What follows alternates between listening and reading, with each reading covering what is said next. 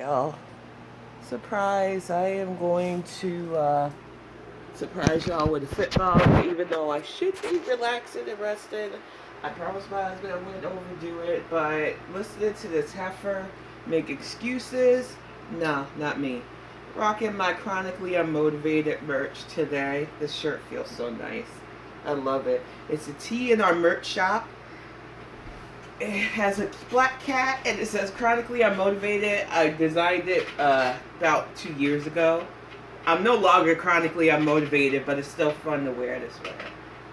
Either way, don't mind the nasally voice. I really tried to wait until this was completely kicked out of my system, even though I continue to exercise because there's no reason not to. I was just congested and stuff.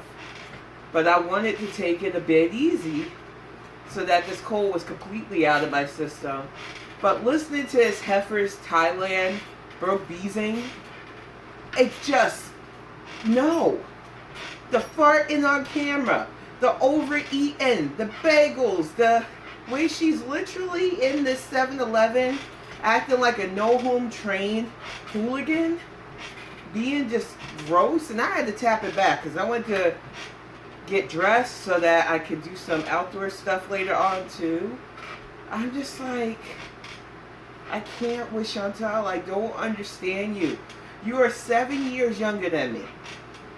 You have had a world of opportunities to get your life together, and you want to blame mental health.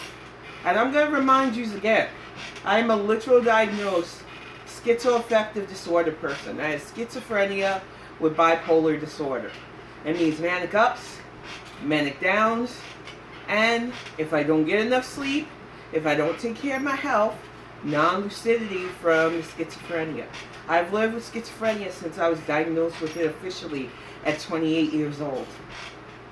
I have watched people on YouTube use mental health as an excuse for terrible behavior. I've watched them excuse their binging, put down the fact that they could get out more, exercise, that they could put down the process and the sugars to get their shit together. I used to weigh 512 pounds at my worst. I keep telling people, I don't pretend like it's easy. I don't pretend like I can't see the damage I've done to myself, even with the weight loss. But I don't let that stop me.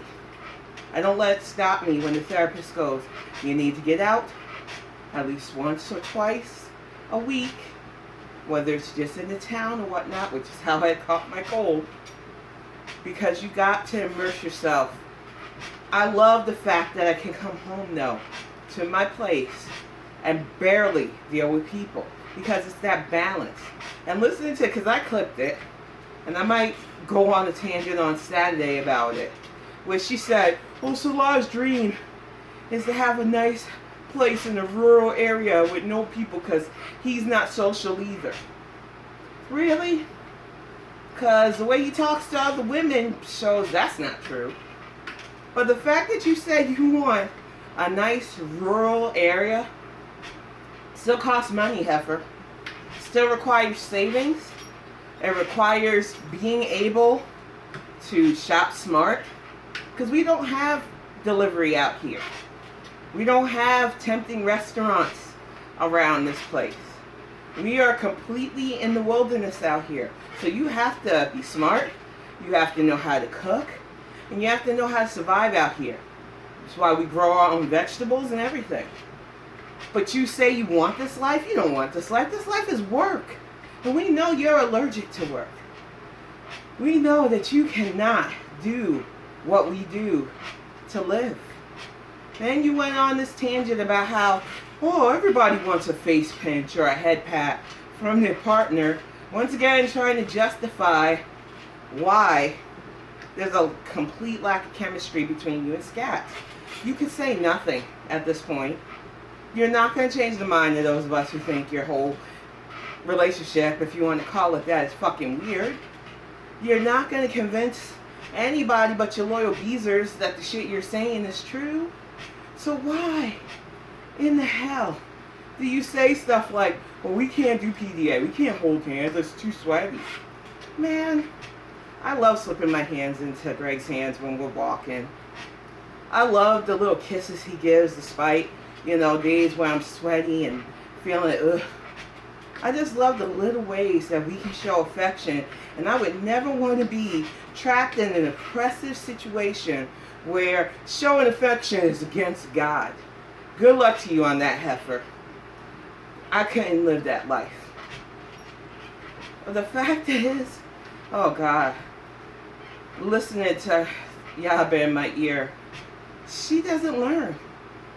She sits there talking about how she's miserable in Thailand after she just had a live saying it was a vibe, how she likes beesing. And she doesn't seem to understand that you are not portraying mania the way you think you are. You're giving it a bad name as usual. You make it so fucking hard for those of us who survive with actual diagnosed mental health issues to even be on here at times. Because everybody assumes that Chantal, Boogie, Amber Lynn are life with mental health issues. And they're not.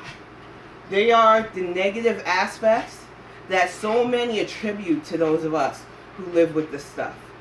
And it's so fucking frustrating because so many of us don't want to be typecast as just making excuses for our mental health. We don't want to eat ourselves into our early grave. We realize that once we got help, we could change our bad behaviors and patterns and make life a bit easier and better for us and our family. But they have to be the ones that want to do this. I can't speak for everybody with mental health issues, but I know a lot of them are out there. I watched in a support group another friend who talked about how getting help for her anxiety and getting out, because they do recommend immersive therapy so that you don't become completely socially isolated. And it makes you realize that you're not the only one going through this, but you're not the only one doing what you have to do so that it doesn't trap you.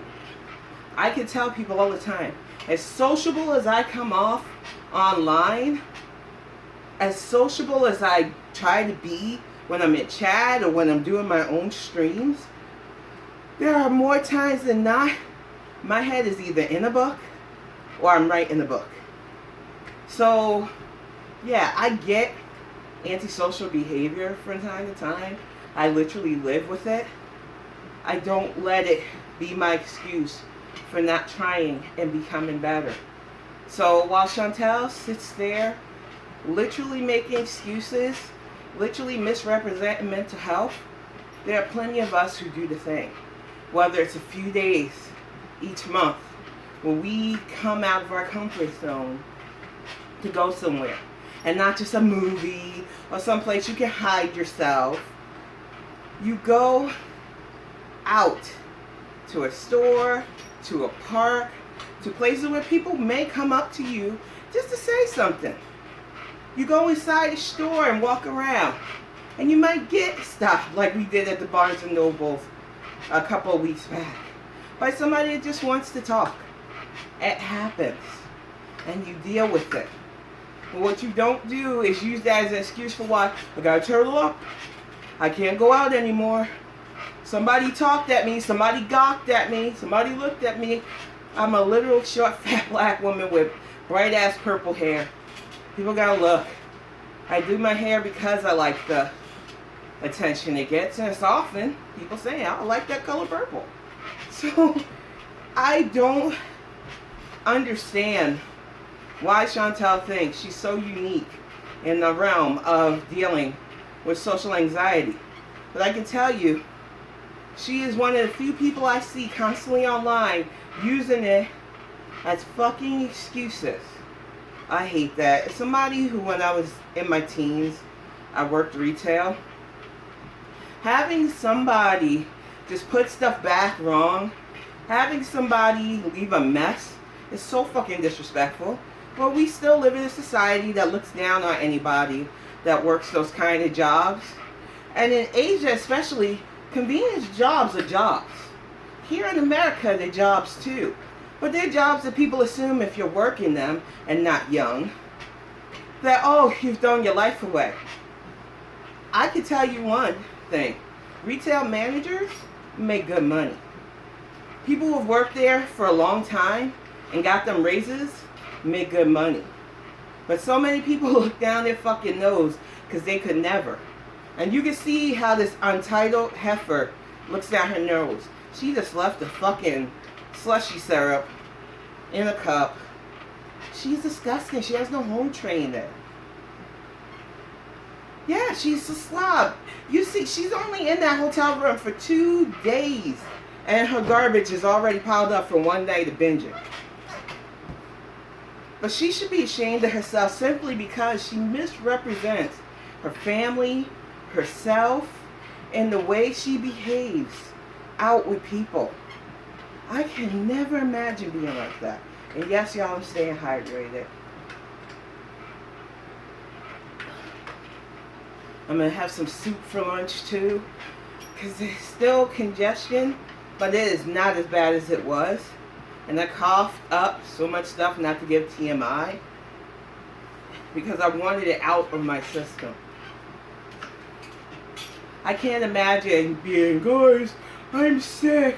Pity me at my age. Y'all are not my mama. And while I appreciate the words of kindness and to get betters, I don't like being sick. I don't like anything that could potentially fuck with my routine. I'm a very routine-based girl. When I get up, I know what I'm doing. I have my set schedule that I like to stick to. I like getting to bed at or before midnight. And I like sleeping until the sun comes up. I cannot imagine. And that was the thing that threw my sleep schedule off. I was so determined to at least get the rough draft at the end where I wanted it for my grandmother's birthday. Even though now with waiting on the cover, having my editor go over it, having the test readers give us feedback, it's probably not going to get launched just yet because I want it right. I don't want to just release it to I don't want to just release it the way I released Axiom, because even that's getting an update with a new cover and the edit work that Greg spent doing to catch all the errors that we left in the original published book. I was just so, at the time of trying to release the novel, eager to have something out there. After my friends passed, I just knew. I was 45 at the time, and one of the goals was to be a homeowner and to be published. And while we were in the process of getting this place, I was like, you know what? It might not go through. We don't know. So let's get this book finished, Ken. And I had a lovely editor, Minnesotan lady. Loved the phone calls we used to have. Hours of just talking about everything and anything. But especially the book. How she would show it to her son and daughter who got all the pop culture references that I put in the book as Easter eggs. But then she got sick because her world legitimately got covered in a plague. And I was just eager. I just didn't want to have something happen and not have the book published. So I rushed it. And I learned a lot from that first rollout. I learned a lot about coordinating things like the audiobook. I learned about making sure that the edits are done. Even if you've got an amazing cover artist like we have with Roger, I learned that you gotta be patient. You don't have to rush good things. And that's why taking this time off from YouTube, especially with the Girl World stuff, it was necessary. And I miss y'all. I love my Saturday Bonnet Lives. In fact, found out that while we're gonna still try to do the Pop Leo Pokemon event this Saturday, we're not going to Gaylord until next Saturday. So I don't have to rush the live, though I probably will do it a bit early so that we can get done by 2 and head into town and spin some stops, catch some Pop Leos. I don't have to worry about spending a whole day in a town that I've never been to and I can mentally prepare for it. But it's like I said, taking the break that I needed from both Twitch and YouTube to heal up, to kick this cold completely, has been necessary. And it's like I said, August is always a rough month for me too. It's bittersweet because I have good things like our anniversary on the 1st, and then I have my grandmother's birthday on the 18th that I try to remember each year. But then towards the end of this month, there's always that looming anniversary that I don't like to talk about. And last night I had some vivid dreams, which I normally don't. And it's always a sign that my mind is trying to process things. And it's forever. So when I see people misuse what it means to live with mental health and trauma, when I see people who don't care about themselves enough to realize that you gotta stop being a victim and you have to become a survivor, I can't, it enrages me. That's the best way I can put it. It pisses me off on a visceral level because so many people will give them the pity they think they deserve, and then they shy away from any real encouragement. They literally take encouragement as if it's offensive to them because they don't want to change. They really do feel that their mental health is an excuse to never get better, to never do better, and never be better. And then you got their cheering section calling anybody who calls them out, well, they're just bullies. They're just fat bullies too. What the fuck ever. You know what's sad about the fact that you think that calling out her antics is bullying, when these are the same people that love to go IRL on others, is that you're not helping this person get through their complete psychotic ED. You're not helping them when they get online for 4 hours acting manic, like they have no home training. All you're doing is encouraging and enabling destructive behaviors. These are not the good guys in this situation. When you watch somebody self-destruct and you know that you can't even give them true constructive criticism, and instead you match them with the same energy, literally telling them that you binge too. When somebody is in that mindset, and I say that as somebody who has had that mindset, who tries my damnedest to never get back into that mindset, who got to a place with therapy, help, and the actual support system, Heffa, from ever going backwards, from being able to be around food that I know I'm not supposed to eat and not doing so. That is how therapy helps. That's how self-discipline coupled with therapy, support, and having something to live for besides your dopamine hit. But you refuse. And then you want to say that you're going to live in your best life. Where's your Thailand bees? Well, I'm sorry that for some of us, a vacation is just that, a relaxation from content. I'm sorry that when I'm sick, unless I'm doing something like I'm doing right now, content could be fuck all to me, and that I can go and not have to put out fucking streams and videos when I don't feel well, because I do have a loving partner, and I do have a career that helps support my home. I love YouTube. I'm not going to pretend like I'm not grateful or feel blessed for all the love and support that I've gotten from over 3K of you. And I know a lot of you came in because you like the way I dragged the heifer. I know a few of you left because I'm a very vocal, into politics type too. It happens. I do not feel like I would have been here without her going off either. I would have been just another reaction channel barking at the big dog who binges herself to oblivion. But because her dumb ass, sparked on by her jester, who she won't get rid of because he's her only virtual friend who throws her $1.99 to piss her off. I know that without her rage, a lot of you wouldn't even know I had a channel because I don't advertise. I don't try to push myself on people. I think those who want to be here will be here. I think any new, they might stay for a bit and be like, nah, I like this other person. They show this. I like this other person. They don't show that. I swear on Saturday, because Friday I'm going to try to do the Twitch stream, because I've missed so much this week, including Jesse Waters' insane rant. But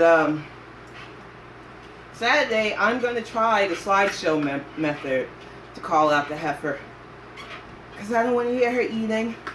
Even though I laughed my ass off this morning listening to her farting, I just don't want to hear her bodily functions, especially the chewing, because I still don't understand the appeal of eating.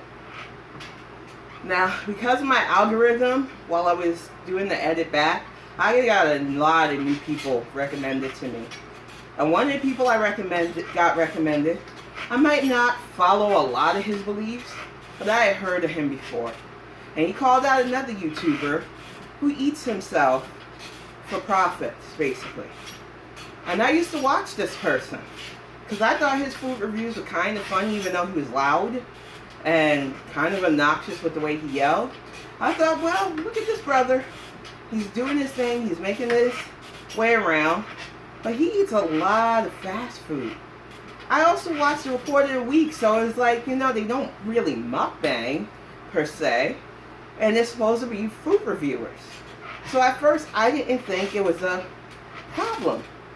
And then it came into my feed, like, not even a week ago, right as the cold was hitting me, where he confessed that he has serious diabetes, and now he's on insulin.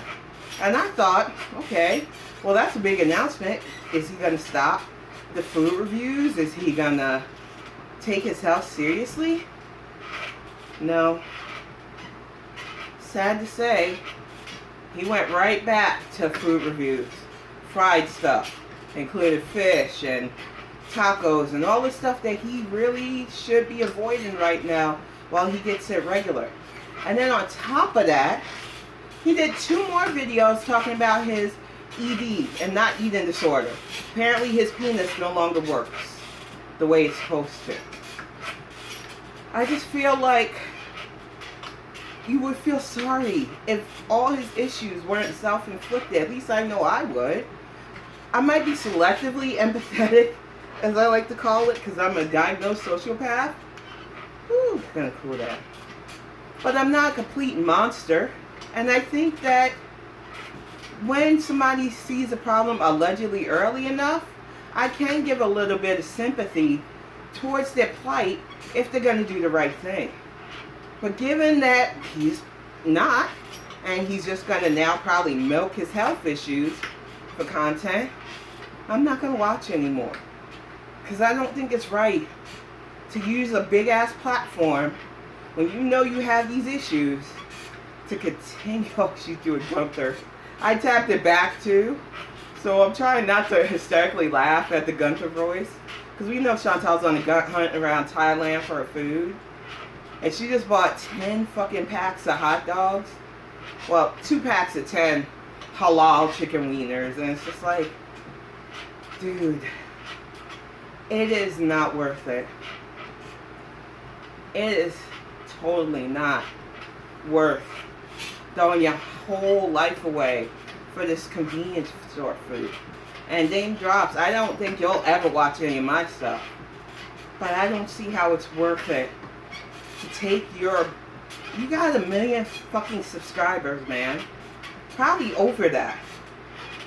You had a TV show, you've been interviewed by people on here, you have a life, a family that loves you. Why would you throw it all away to keep stuff in your face? You could do food reviews of healthier places. You could do a total lifestyle change. And I know, I've heard it before with Foodie, Hungry Fat Chick, and others. Well, the views go down. I don't want to hurt my profit. So you're going to die for money? Make that shit make sense. Like I said, I am still fighting congestion. I know I sound better because I was determined. I'm a stubborn old broad. I do not need to have any more days where I'm not completely on my routine.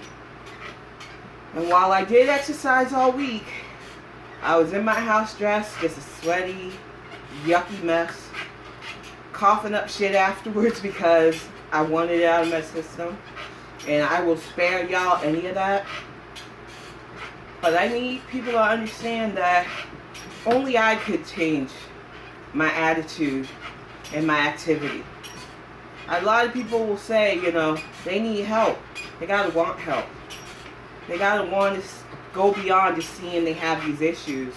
And they gotta do something proactive about it.